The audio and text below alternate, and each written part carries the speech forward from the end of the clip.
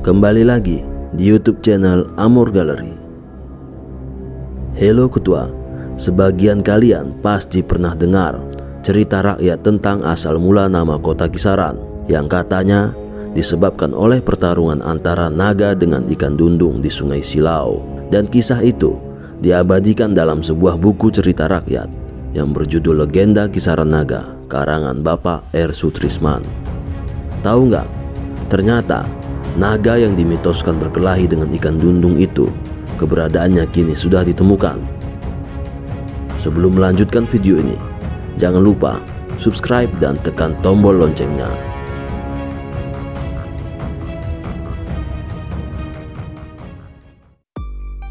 Menurut kisah yang sudah ada sejak turun-menurun, Bukit Katarina Kisaran adalah tempat bertempurnya panglima perang kerajaan Cina dengan Raja Maria Pane ke-7 dari Buntu Pane Asahan yang bernama Datuk Daurung.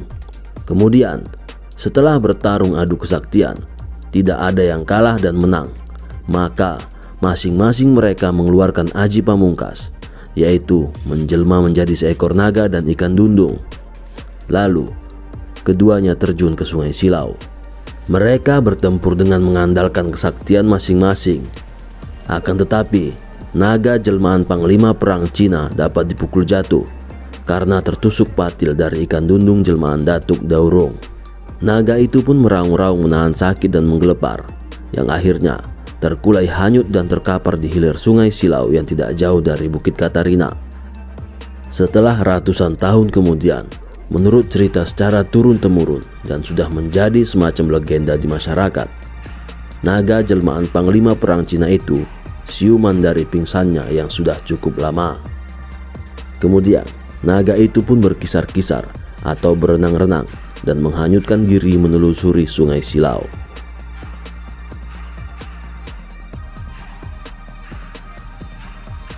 Pertanyaannya, kemana naga itu pergi?